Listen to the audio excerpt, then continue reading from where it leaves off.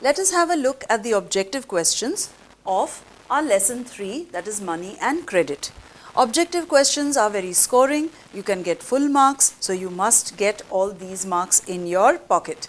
Okay, first one. There is a restriction of withdrawing money from a dash account.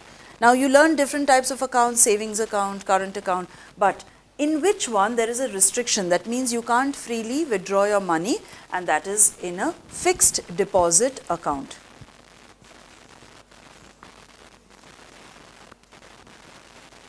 Because it is fixed for a certain period of time. Second, interest payment will be higher on a home loan on account of, that means because of, and they have given you 3 blanks. What are the 3 reasons why your interest rate might be a little high? That means the payment that you have. First is long tenure. That means if you are going to repay in a very long time, suppose you have taken a 20 years loan, 25 years loan, so naturally the rate of interest will go high. Then what is the rate of interest?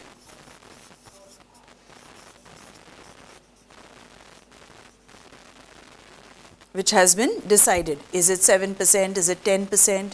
So naturally your interest payment will be high if your rate of interest is high. And the third thing is risk of borrower profile. That means when somebody borrows money, they check his profile. If they feel that there is more risk, then they are likely to keep higher rate of interest. So naturally the payment will be higher. Okay, so these are the 3 things because of which a home loan, the interest payment can be quite high. Third one, more money supply and less supply of goods and services will lead to or will result in dash. So it will lead to inflation. What exactly is inflation? Inflation means prices are very high. Things will be costly and the value of money, that means what can money buy? It will be very low. So when value of money is low and the prices of goods and services are high, that is known as inflation. Okay. Fourth, dash is an example of formal source of credit. So one of the answers that you can write is commercial bank.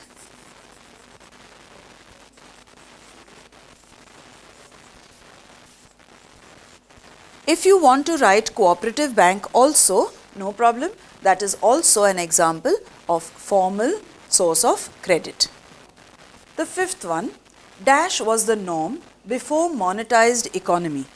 That means before money economy came in, what was the system that was used? Barter system.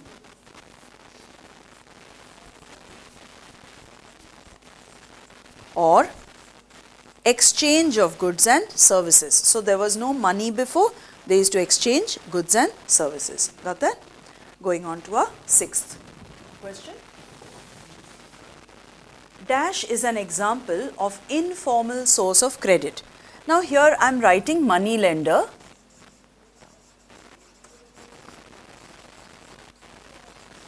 But of course, even if you have written family or friend, even that is an informal source of credit. If it comes as a one-line answer, give different examples of informal source of credit. Then you try to write 2 or 3 different ones. 7th one, ATM stands for. Now the full form of ATM, you know from where you can pull out money, is automated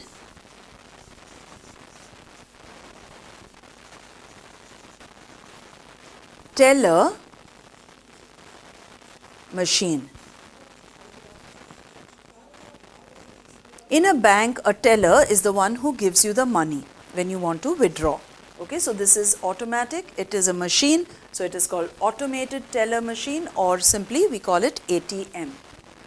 8th one, dash is an example of plastic money, so that is your credit card. Now suppose someone writes debit card, even then it is perfectly alright. Debit card or credit card, both are examples of plastic money. 9th, Dash is the currency widely accepted in India, that is rupees. Why we are saying widely accepted? Will American dollars be accepted in India? Yes, in some shops. Some of the big shops, showrooms and all, if a foreigner comes here and he says, I don't have that much Indian money but I can pay in dollars, of course they will be willing to accept dollars. They will find out the rate and what is the rate of exchange and they will accept it. But rupees will be accepted anywhere in India. That means if you take a rickshaw or if you take a taxi, you go by train, they may not know what is this currency. They might think you have brought one false note.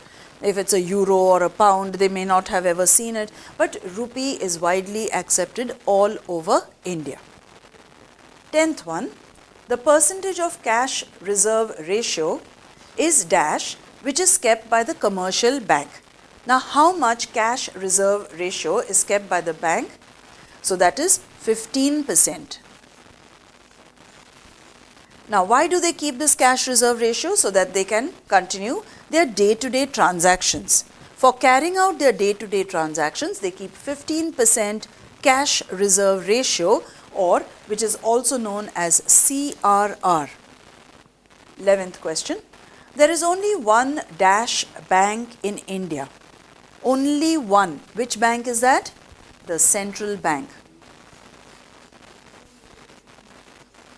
Okay, you cannot have more than one central bank. Commercial banks, there can be many.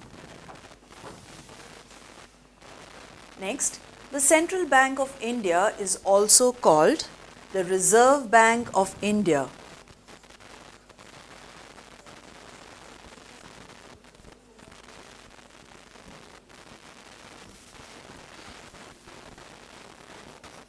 Or we simply call it the RBI. The RBI was nationalized, that means it became nationalized on which day? So, it became nationalized on 1st April and the year was 1949. If directly over here in was written, you could have written 1949. But when they have given on, we know that we also have to write the date, the month and then the year. So, when was RBI nationalized can be your question, or nationalization of RBI and match the column, you will match it with the date. Let's look at the 14th one. Dash is the main function of RBI and that is credit control.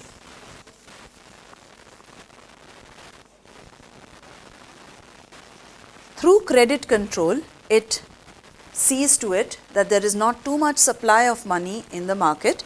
Otherwise, if there is more supply of money, you know there will be inflation. The value of money will come down and the prices will go up. So, RBI decides what will be the percentage of interest when loans are given, or even on your deposits, what amount will be given. So, that is credit control is the main function of the RBI. Going on to the 15th one.